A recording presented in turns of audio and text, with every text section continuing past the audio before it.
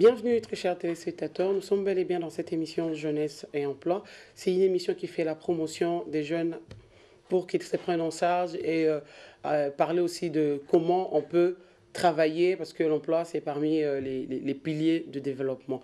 Je ne suis pas seul dans ce studio, c'est le mois de la femme, mais le genre ça fait partie de notre cheval de bataille quand on fait la promotion de la femme. Il y a aussi l'homme à côté. Je reçois pour vous un cinéaste qui est un homme. Il s'appelle Romain Cédric. Bonjour Romain. Bonjour Nadia. Comment vous allez? Très bien, merci. Pourquoi cinéma?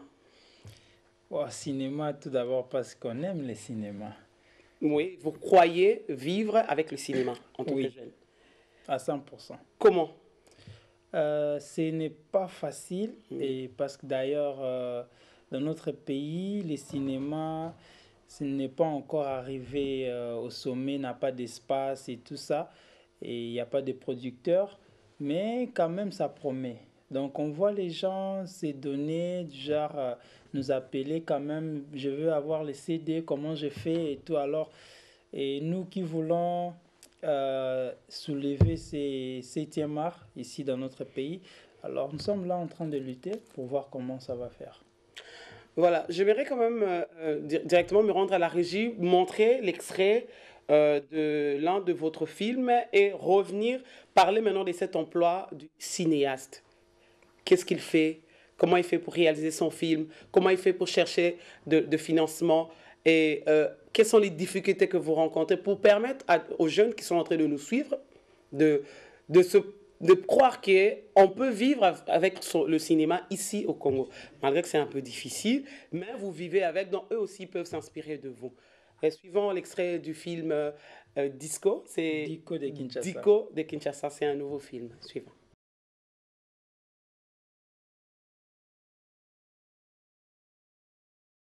Vous y êtes?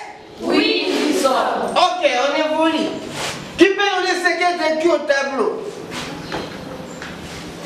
Oui, Boniface. Exercice. Donner les significations des acronymes suivants. RTNC, IPEN, RDC, ACK. Ok. Bravo, bravo. On est venu. Un acronyme, c'est quoi? Un acronyme, c'est un cycle prononcé avec comme un mot ordinaire. C'est compris? Oui. Voilà. À présent, qui peut nous donner cet acronyme? RTNC. Quelle est la signification de RTNC? Oui, Gratin. RTNC veut dire Radio Télévision Nationale Congolaise. Voilà, applaudissez pour elle.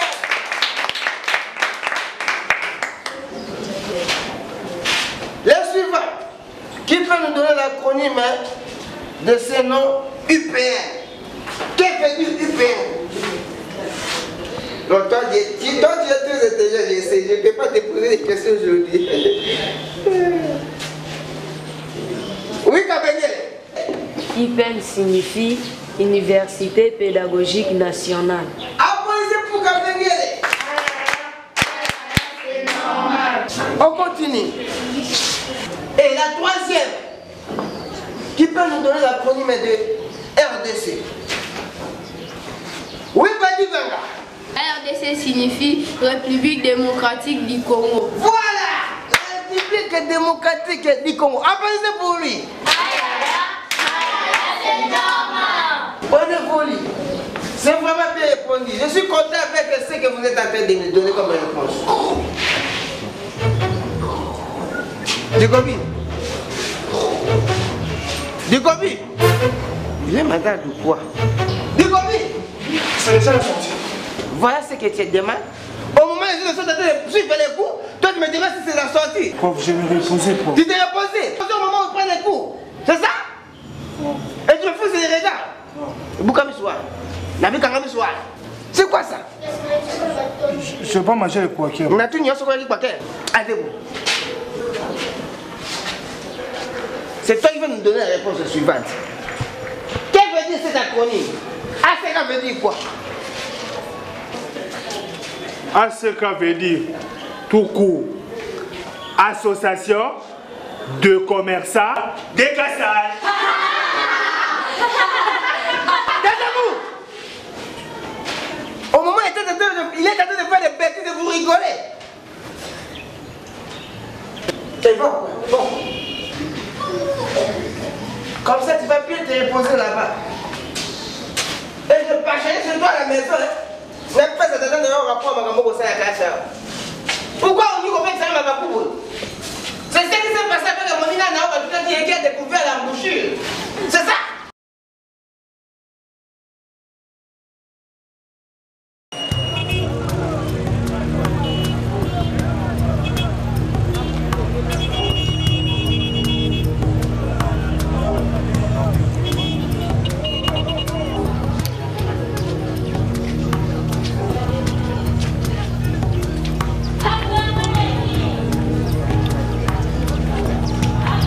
Bote maman. Bote. Maman, moi beza.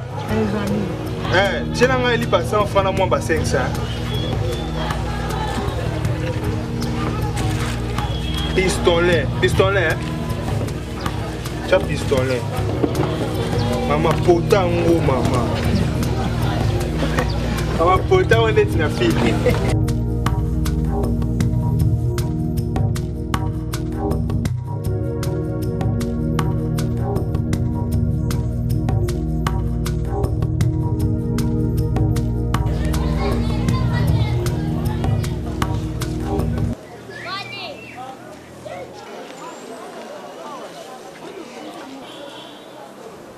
Siawa.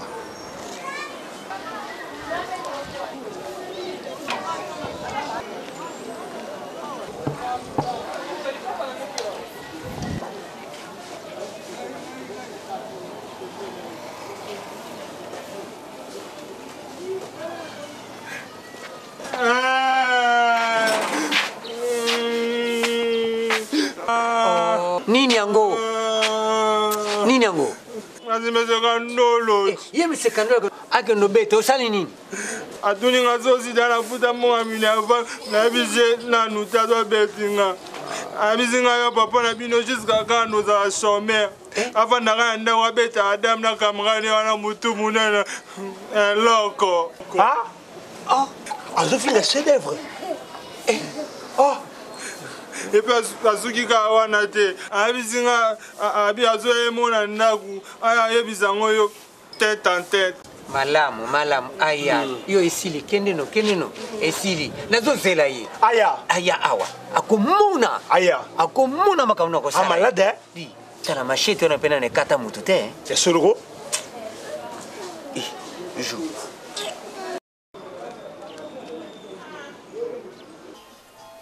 On est.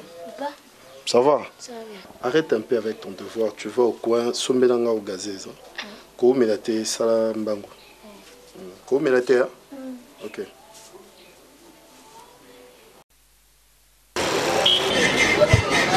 On est. Qu'est-ce que tu cherches? Papa tina ingana sombele ogagize mais na boutique na tanga boutique na sala moni ngote na sandeni. Mais oko fabriquer ngoyo moko? Nga moko yo liko mate boy pour ça. On a vu, c'était comment? D'abord, on commence par quoi pour faire un film? D'abord, c'est l'idée, l'inspiration, et après, vous passez à l'écriture, et après, vous passez au tournage, au casting après tournage. Vous, maintenant, vous êtes cinéaste. Quel est le travail que vous avez fait pour qu'on ait ce film? Votre travail, parce que je sais qu'il y a eu des prises de vue, ça, ce sont les caméramans que vous êtes allés chercher, vous avez fait signer un contrat et eux, ils sont venus filmer. Mais vous, qu'est-ce que vous avez fait? Moi, j'ai écrit les films et j'ai réalisé. Et dans d'autres parties, j'ai aussi cadré dans le film. Cadré? Oui. Cadrage, c'est... Dans filmer. J'ai aussi filmé quelques parties du film. Et maintenant, en tant que cinéaste, où est-ce qu'on peut apprendre ce métier du cinéaste? Ici au Congo, plus précisément à Kinshasa, c'est à l'Institut national des arts qu'on nous apprend le cinéma. Ça, c'est vous personnellement. Mais il y a aussi, est-ce qu'il n'y a pas des centres de formation ou Oui, il y a souvent des ateliers, que je vois des ateliers de part et d'autre, à de la Gombe ou à l'ONI. Il y a des gens qui viennent et qui invitent les gens à venir faire des ateliers avec eux. Donc il y en a plein. Comment vous avez fait pour que aujourd'hui, c'est votre 30e film d'abord ça, c'est mon 5e court-métrage. 5e court-métrage. Oui. Minutage 25 Par exemple, cette comédie, c'est combien de minutes? 25 minutes. 25 minutes. Oui. Court-métrage. Donc, vous avez déjà fait réaliser 5 courts-métrages. Oui. Bon, expliquez un peu aux téléspectateurs qui nous suivent. Je sais que pour réaliser un film, il y a des financements. Comment avez-vous fait? Parce que écrire, c'est juste votre papier et votre stylo. Vous vous enfermez dans votre chambre ou vous êtes au salon ou dans un bar en train de rédiger et mettre au propre. Ça, c'est en amont. Mais en aval, il y a aussi des frais. Comment vous avez fait pour réunir des frais pour arriver à réaliser ce film? Comment avez-vous fait? Alors, pour réaliser le film d'Ikobi n'a pas été vraiment facile par rapport à d'autres films qu'on a déjà fait. Pourquoi? Parce que personnellement, c'est moi qui finance tous les projets et toutes les productions, c'est moi qui les finance. Alors, pour cette production, je n'avais pas de moyens. Mais on voulait quand même faire les films parce qu'on a senti que le film va plaire à plusieurs personnes et on ne sait jamais. Alors, j'ai demandé à tout le monde, tous ceux qui allaient participer dans le film, si chacun pouvait se prendre en charge. Donc, son transport, s'il doit manger, qu'il apporte sa nourriture et tout ça. Alors, du coup, tout le monde doit accepter de faire cela. Tout celui dont je vois les acteurs. Acteurs, perchman, cadreurs, donc tout le monde, quoi. Là, ce sont vos amis, c'est un club pour qu'ils acceptent, parce que je vois mal venir participer à un projet où je dois encore débourser. C'était comment? Parce que c'est pas facile. Donc, j'ai une association là où j'encadre d'autres jeunes comme moi. Et la plupart des jeunes sont de l'INA.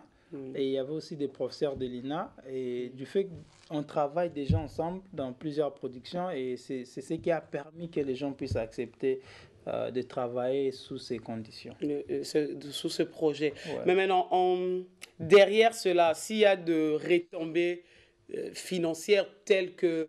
Vous avez déjà eu à projeter ce film ou bien vous allez commencer à projeter? Donc, on a projeté le film le 21 février à Bibi Play, à Matongé. C'était comment, une petite parenthèse? Ouais, le film a fait du succès et les gens, on avait eu quelques problèmes au début, mais tout le monde était là, ils ont attendu que le film soit projeté. Et après, il y a eu des gens qui sont venus dire non, on veut avoir aussi les CD du film. Et jusqu'aujourd'hui, les gens continuent d'appeler pour demander les CD. Et maintenant, les retombées, parce que j'aime bien parler de ce que les gens n'aiment pas dire tout haut.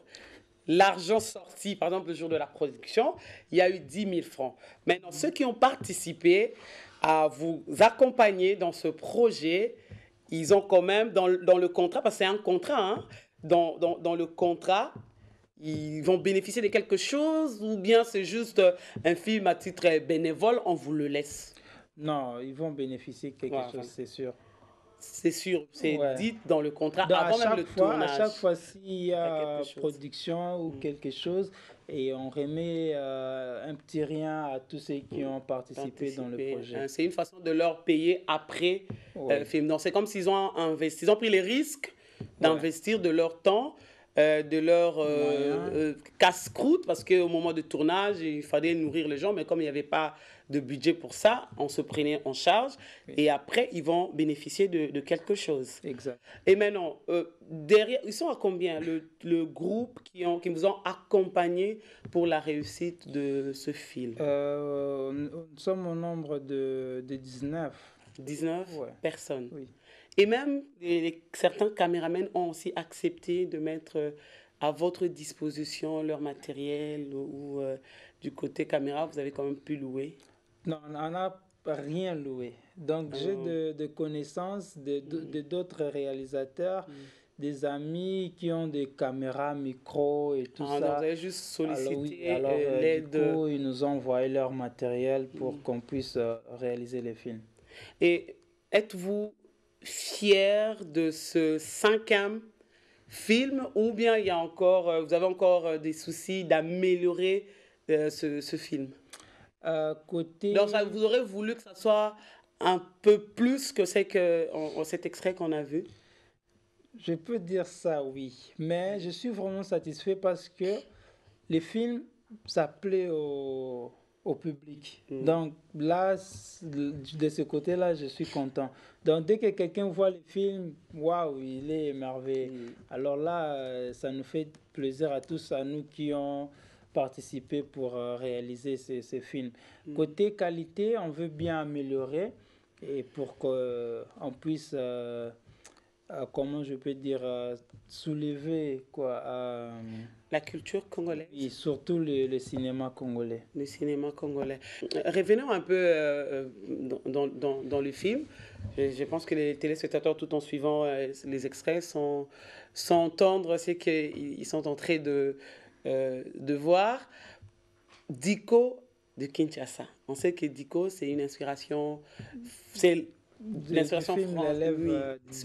C'est pas du plagiat par rapport à l'inspiration, c'est pas la facilité que vous avez fait. Vous n'avez pas voulu faire un peu plus, faire travailler votre manège un peu plus? Les films, si vous regardez les films en entièreté, je dirais qu'il n'y a pas du plagiat. Pourquoi? Parce que les films, c'est une adaptation du film du Kobi, l'élève du Kobi.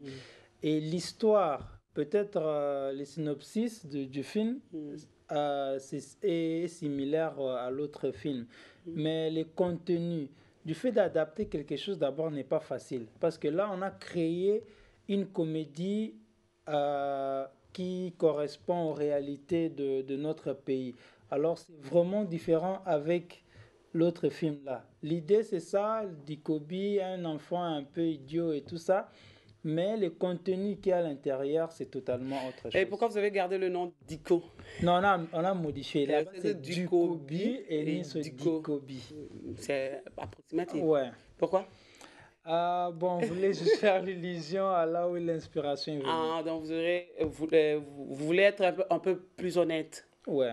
Donc, mais maintenant, est-ce que le ministère de la Culture qui nous suit, parce que c'est le ministère de tutelle, était là pour voir quand vous l'avez invité, ou bien ils se sont éclipsés comme dans certaines manifestations? On ne les a pas invités, malheureusement. Donc, je ne sais pas si le ministre...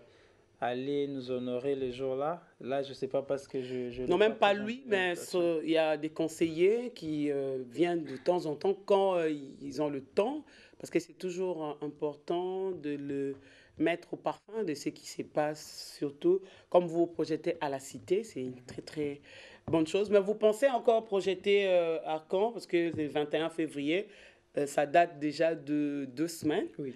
Et vous pensez projeter à quand une prochaine projection?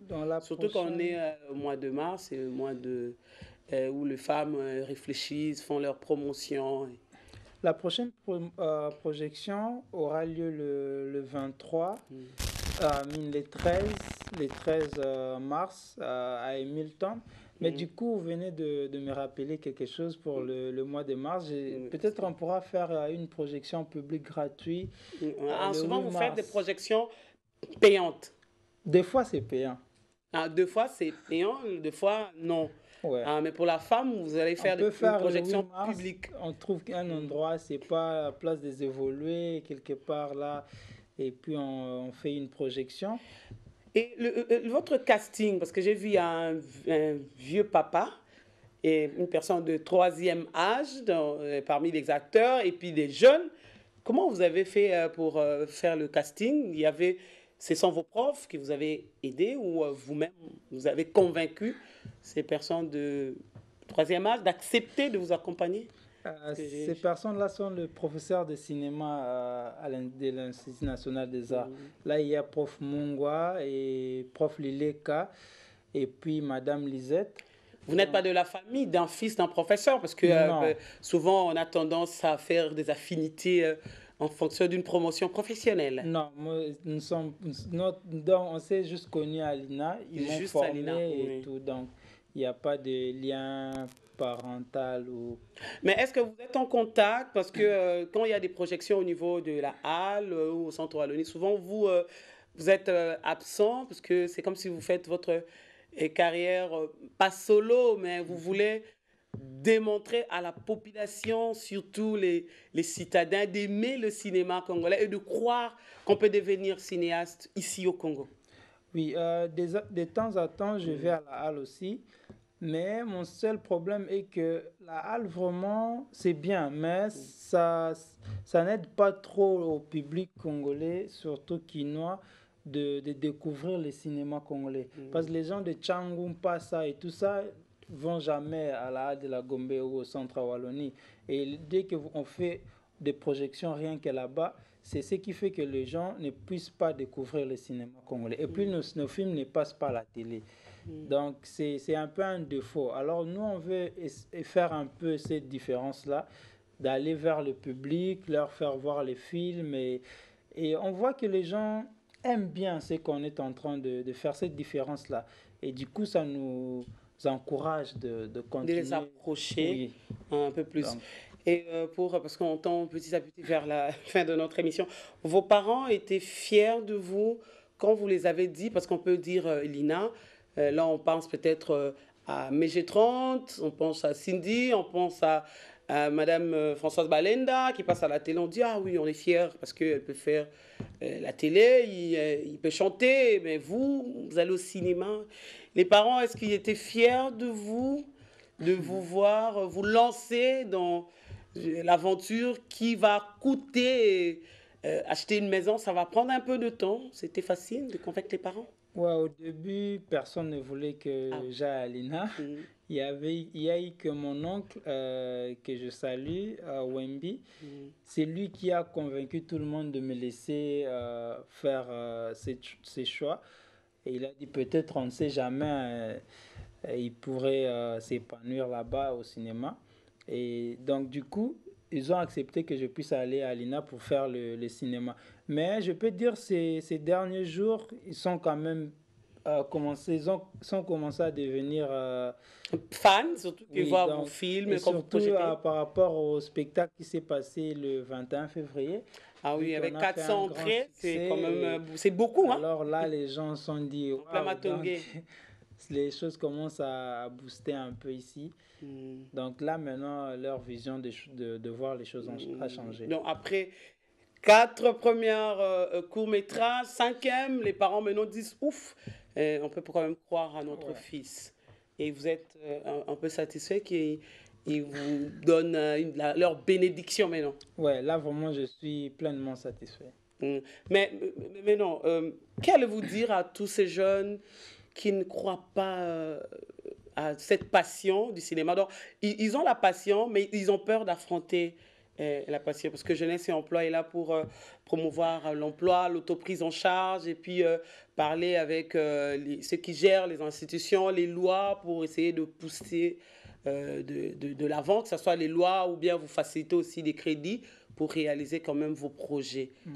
Qu'allez-vous dire à ces jeunes-là? Parce qu'il y a des jeunes qui nous suivent à travers la télé qui disent, j'entends ça aussi à la télé, il n'y a pas de cinéastes, il n'y a pas de films au Congo, il n'y a pas. Bon.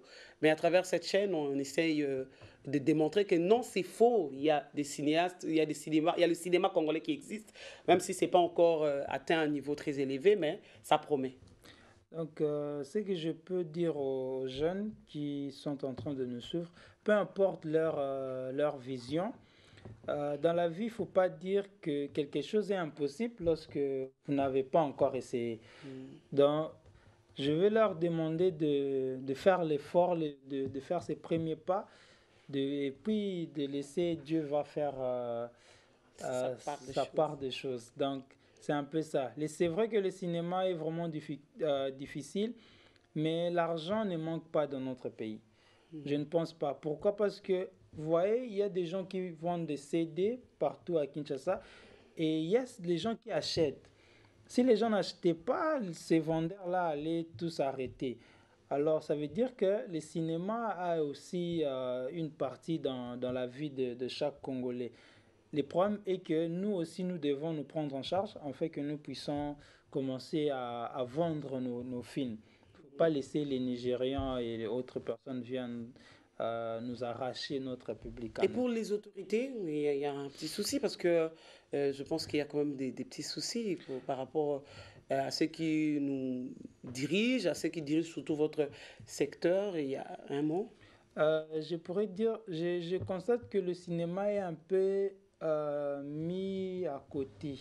Donc les autorités ignorent un peu les cinémas. C'est comme si on ne fait pas vraiment encore confiance.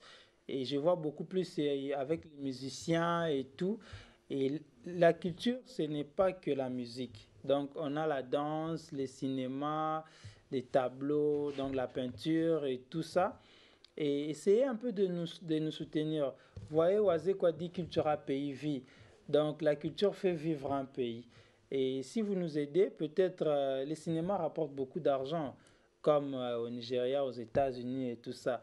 Soutenez les cinémas congolais et Dieu seul sait ce qui va sortir de là. Surtout que vous êtes là en train de travailler parce que c'est le travail qui emmène les développements, c'est le travail qui va en faire encore amasser beaucoup d'argent à travers le cinéma congolais et surtout si on vous accompagne. Merci Romain Cédric, cinéaste, vous avez accepté de venir sur ce plateau pour participer à cette émission et donner votre expérience en tant que cinéaste.